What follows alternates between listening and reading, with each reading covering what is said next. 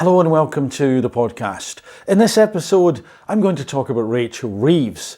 Her name has appeared several times in the comments to other videos, and quite recently somebody asked me to have a look at Rachel. How's she doing? What's going on? And so that's what I'm going to do. Part one of this particular podcast episode will be along the lines of, should she stay or should she go? What's the consensus out there? And in part two, I'll talk about voice, character, and chess. I hope you find it interesting, and I hope it gives you food for thought. Let's begin then in part one, should she stay or should she go, by listening to Andrew Marr. I would like to see a wealth tax. I've always said that.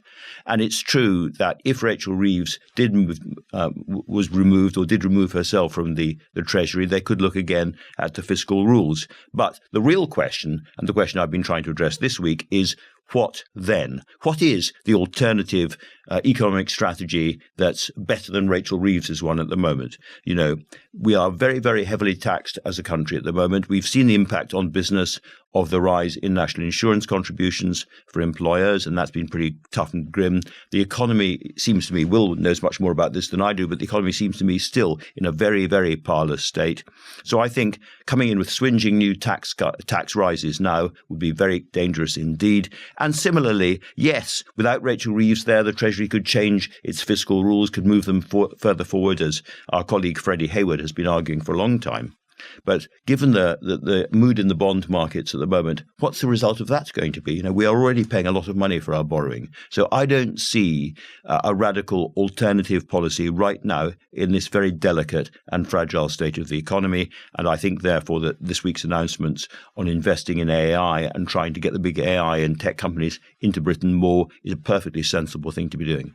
And so we get the first hint there that it might not be such a good idea for Rachel to go anywhere right now. Let's then listen to the business editor of the New Statesman, Will Dunn. Well, the perfect time to turn to Will Dunn, because what would be the impact? Say one argued it were politically wise to get rid of Rachel Reeves, which arguably it isn't. But would it make any difference? Would it calm the markets? I mean, I'll start by saying, certainly, if your boss has to get up in front of the nation and say, look, I'm definitely not going to sack this person, then it probably is time to brush up the CV. Yesterday, the Chancellor repeated her promise to have just one budget per year to provide businesses with certainty. The talk in the city is that she can't meet her fiscal rules, and there will need to be an emergency budget. So does the Prime Minister stand by the Chancellor's commitment that there will be only one budget this year? Prime Minister. She'll be pleased to know the Chancellor will be in place for many, many years to come. She'll outstrip them. And I think he's got a fair point, actually. If your boss is extremely effusive about you, like out of character effusive, then maybe you should get a little bit worried. Although how worried Rachel should be, well, that remains to be seen. We'll find out a little bit more as we go along. What I'd like to do now is to go back to Will Dunn. It does seem to me that one of the things going on in the markets is that they are, in a sense, also pricing the credibility and reputation of the UK government. And this is all happening at a time when Musk, with his 200 million plus followers, and others are really going for Starmer, really going for Reeves as incompetent socialist dinosaurs who don't understand what they're doing. And I do suspect that they are picking the market makers are picking up the general atmosphere about this government. And that is a bit of the story. In other words, that you can't completely separate the general reputation of the government as it's being pushed around the world by American big tech from what's going on in the markets. But perhaps I'm wrong about that. I think, you know, there are lots of people who are all much more intelligent than me, who have a hard time saying exactly why the markets are moving in particular directions, and there are lots and lots of money spent trying to figure out those questions. And I've got to say, Will does a really good job there of not trying to apportion blame or too much blame. He kind of dances around it, he walks the tightrope, and yet by sort of not answering it. But let's continue to hear what else Will has got to say. One of the things that is significant, which doesn't get talked about in headlines very much, is that there are two main actors in the price of debt. Okay, so there is the bond market, but there's also the central bank. Okay, so the central bank sets the price of debt through the interest rates. The Bank of England in our case. Yeah, and the bond market sets the price of debt through gilt yields, through how much they are prepared to pay to buy bonds, to buy debt. So I'm going to try and explain why it's maybe the Bank of England's fault, which Liz Truss, I'm sure, would love. And so now we get this bit about the Bank of England, interest rates, and also the bond market. That's in the mix. And Will Dunn is implying that that has at least an element of independence in terms of how much confidence people have, which is separate from the Chancellor and the budget. Now, let's watch and listen to this video. Would you say that Rachel Reeves is similar to Margaret Thatcher in any way whatsoever? In the sense that politics is an extremely rough game, and anyone in politics seems to be, up for grabs, and the public have no restraint in the sort of hatred and contempt that they direct towards them. And if you are in arguably, one of the most important jobs in politics, which she is at a tough time, then you've got to be unbelievably resilient to cope with that. And I admire her for her resilience. I actually, have no time for the slightly misogynist thing that she's actually Rachel from accounts. I'm going to stop the video there and come back to it in a moment because I feel I have to interject. I disagree with what he's saying. I don't think that the majority of people are saying Rachel from accounts because she's female and it's some kind of misogynistic thing.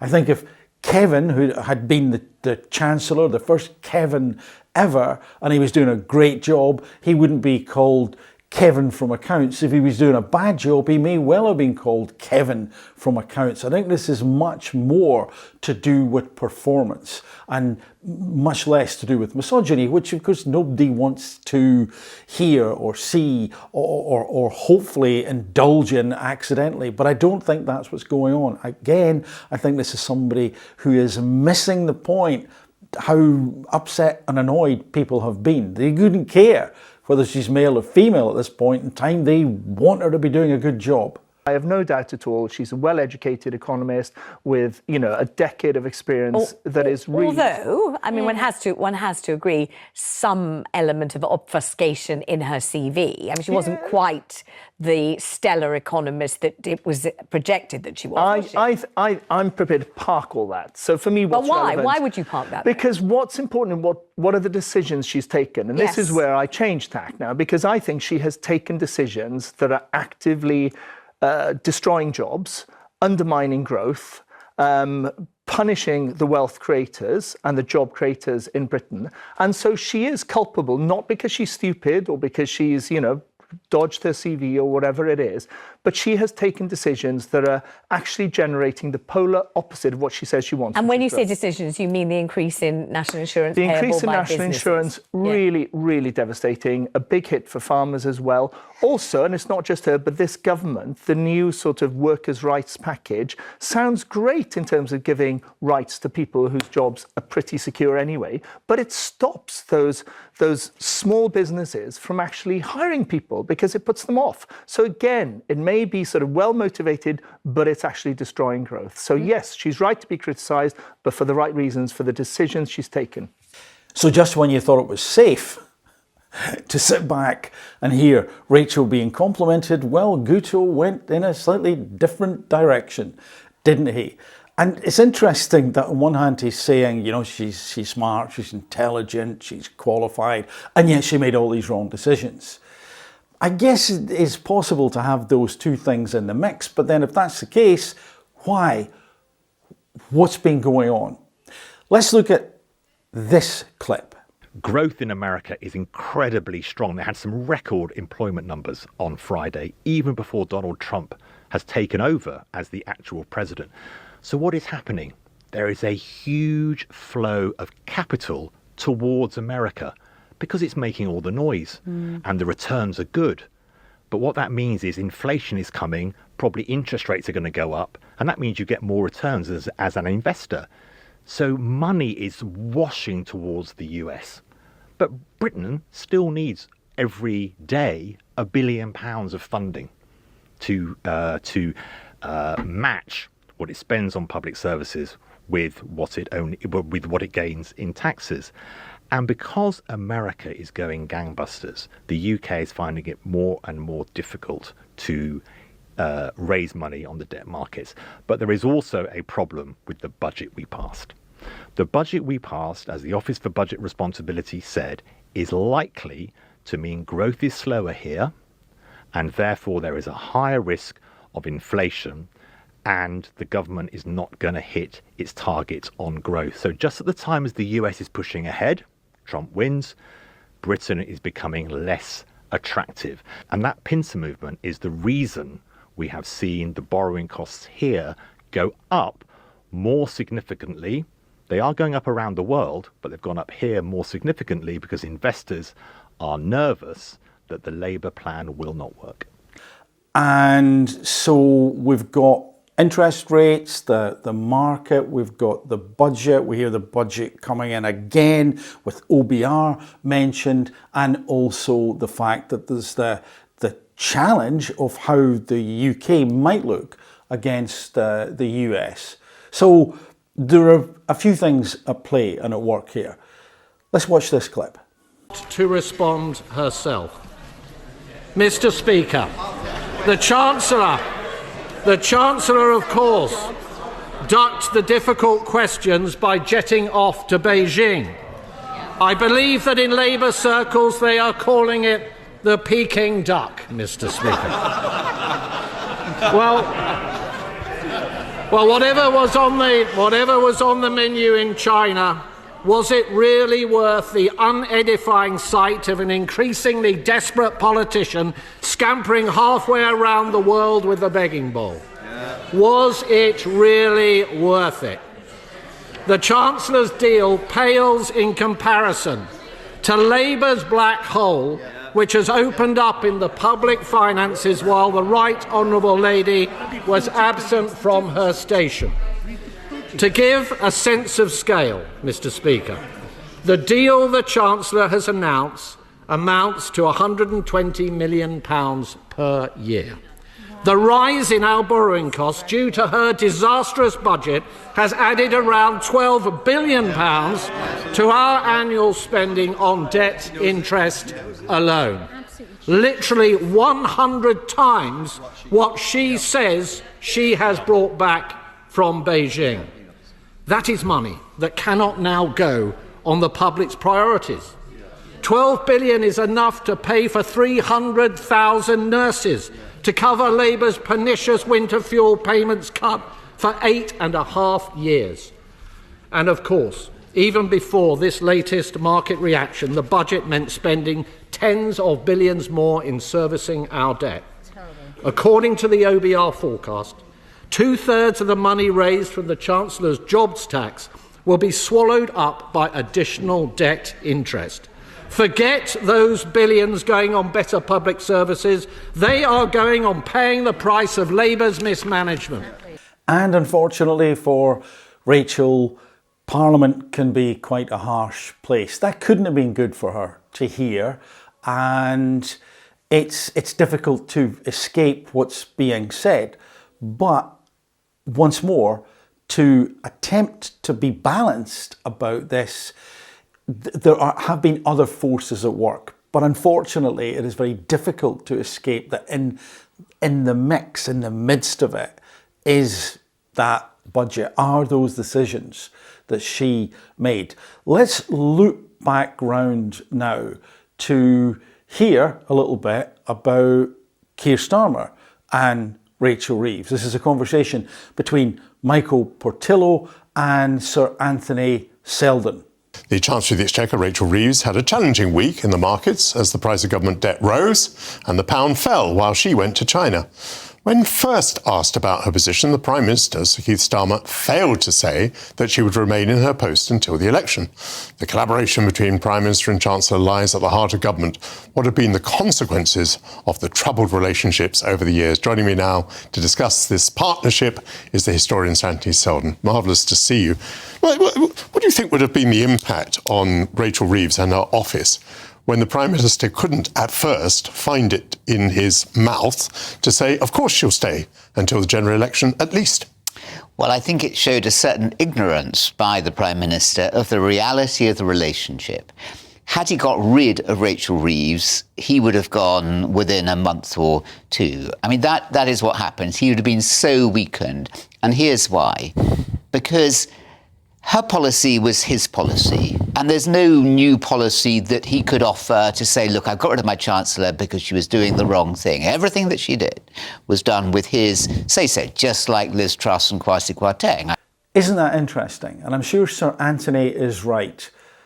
Keir Starmer will not want to relinquish his Prime Ministership anytime soon. He wants to be there until that term is ended, and maybe beyond, given half a chance. And so Rachel, for perhaps that reason alone, is safer than some people might think. However, a week is a long time in politics, but it doesn't mean to say that behind the scenes, Keir and or Rachel are happy. Let's now then move on to part two. That was voice, character and chess. Let's begin with voice. I think it was Quentin Letts who described Rachel's voice as like a blocked pea shooter, which I think is really cruel. I'm not hearing that, but I think there are times she can sound flat and monotone and robotic. Let me play you this short clip, which is from Sky News, I believe, quite recently. Is the British economy has barely grown for the last 14 years, and that's why we had a cost of living crisis and why British people are worse off. This new government has come in with a determination, a number one mission to grow the economy. That takes time, but it's why this week the Prime Minister announced the AI Action Plan to take advantage of the huge opportunities of new technology.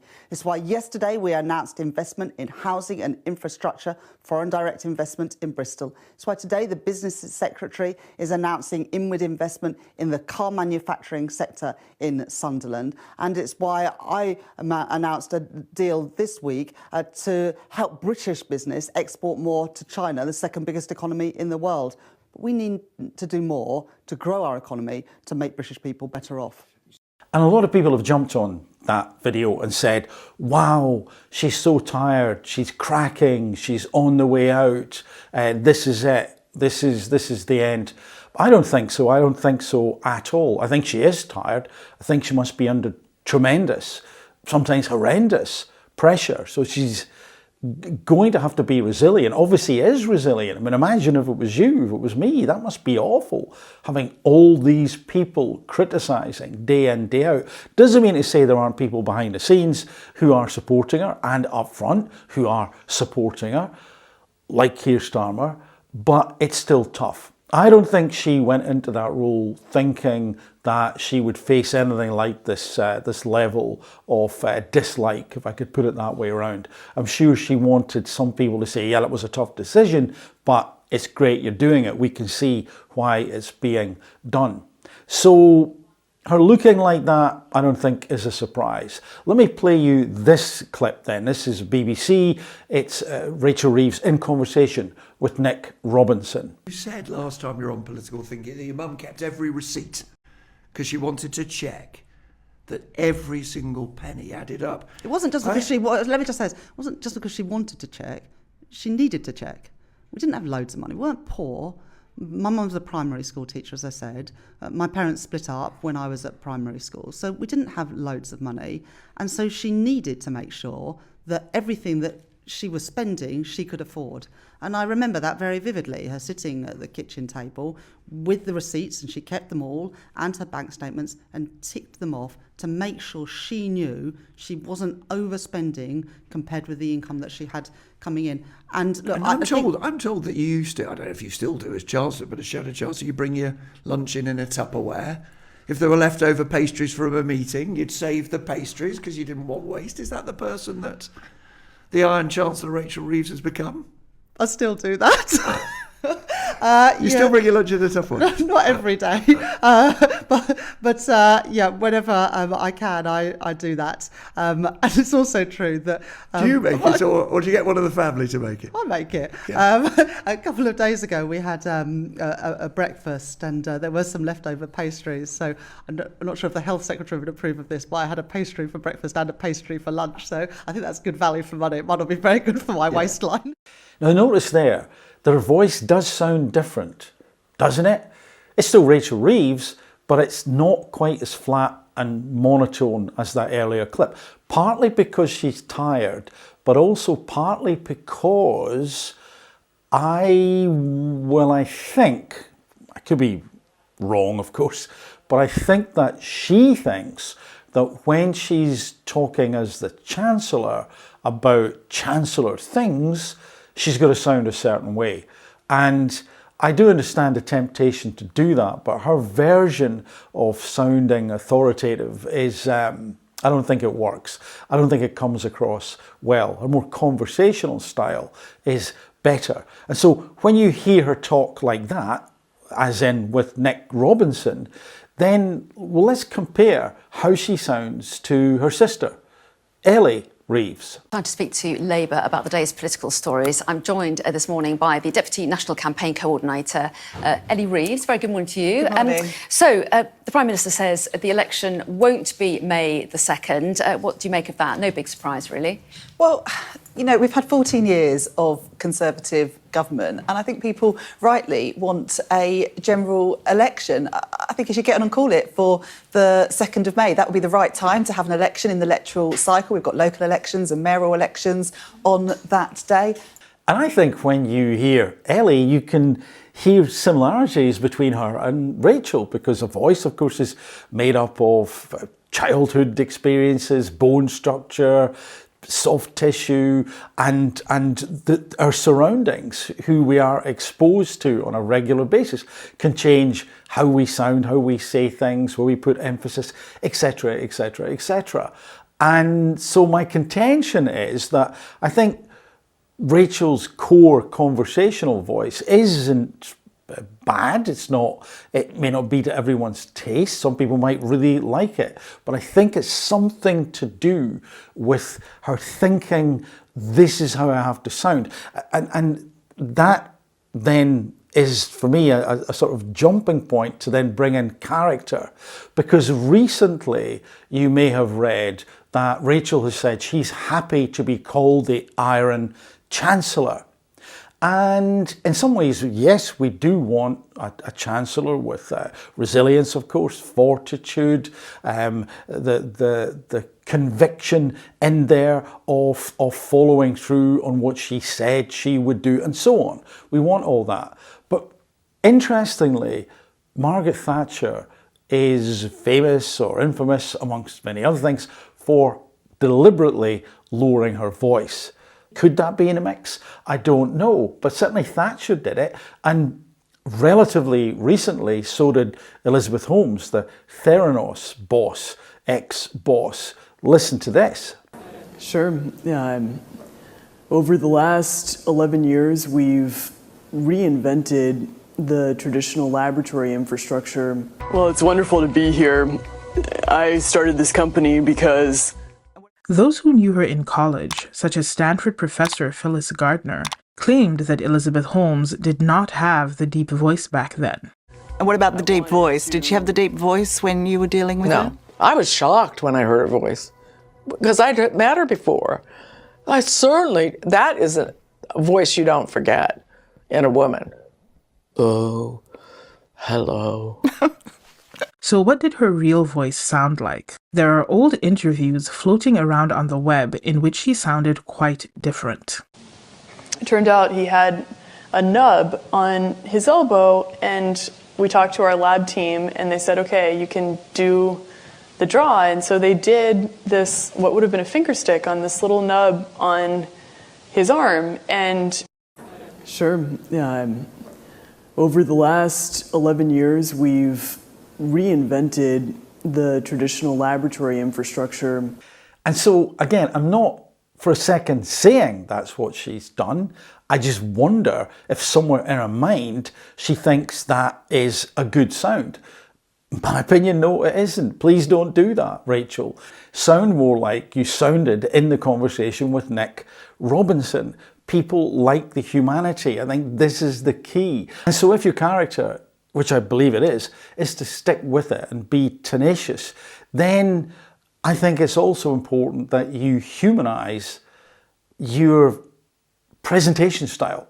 And I also think it's important that you humanize what you're doing as Chancellor as best you can, because now things are pretty tough. But my suspicion is Rachel cares.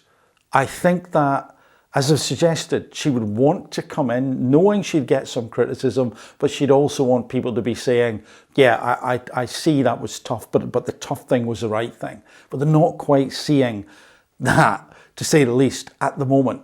And that then, so by the way, the character, I think, it could be used for good, because I believe she will have that element of stubbornness, which can be extremely beneficial in leadership. But then to jump across now then to chess.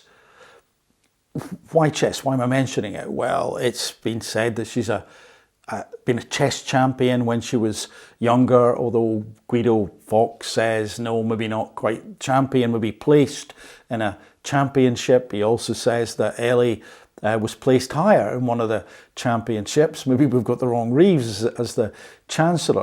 If that's true, and if she didn't win championships, I would say, Rachel, stop doing that. You know, the whole CV thing, don't burnish it. In terms of chess, the game itself, I think it's interesting that you've got a board and you've got little chess pieces which are essentially able to move in certain ways, and there are rules and there is a process that you've got to go through, who starts first and all that. And I wonder again whether Rachel has kind of approached things like it was chess.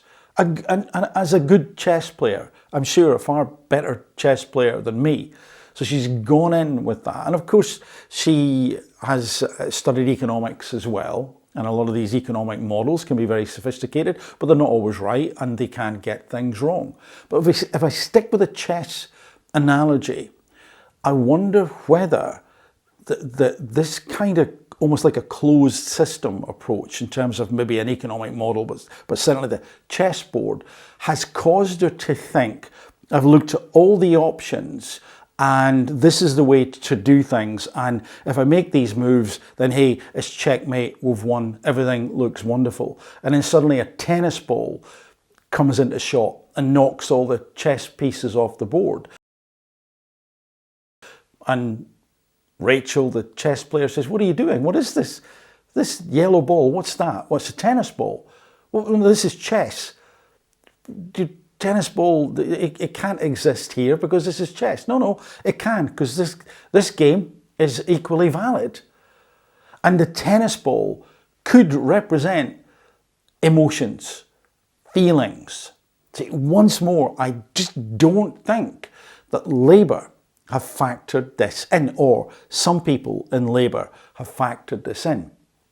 I've said it before, I'm not the only person to say it, but the nation on its knees, beleaguered, hugely disappointed and annoyed with the Tories, pretty much practically done with politics. They get a little bit of hope and offered some things based on what they presumed that the Labour Party were going to do. And then they get in power. And of course, yeah, we've got the 22 billion and that can be blamed for a lot of things, of course, but as a lot of observers have said and commentators have said, in government you can make choices. And the choices that Labour made, some of them, have astounded people. Is that actually a Labour government? And so whilst logically on the chessboard this may have made sense, emotionally out there in a world that is chaotic and full of variables and probabilities, it didn't make sense at all. Quite the reverse. It was almost like, is this a parallel universe that we've stepped into? And so what I would say is that my suspicion is Rachel is extremely diligent. I think she will work hard. She must have done to get where she is. And I doubt she's a bad person. I think she feels, I think she cares. The delivery can sound a little bit like she doesn't, so I think that needs to be improved.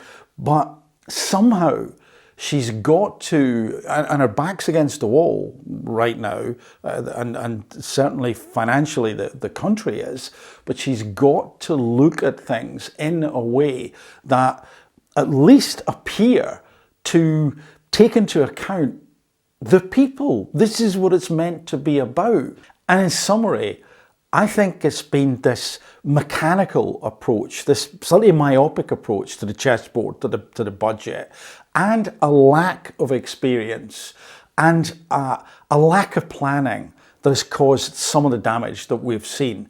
And I come back to not only Rachel, but certainly Keir Starmer and the Labour Party. What were you doing? What did you think? Did you think that because people were so annoyed with the Tories that anything would be better, whatever you did, and it was carte blanche to do anything? Totally misunderstood what people were feeling. And I do worry that we have a Prime Minister who maybe just can't connect in that way at all, doesn't even understand it or doesn't want to understand it, perhaps doesn't care. So please, Rachel, add some empathy and emotional intelligence into those equations, or put them on that chessboard.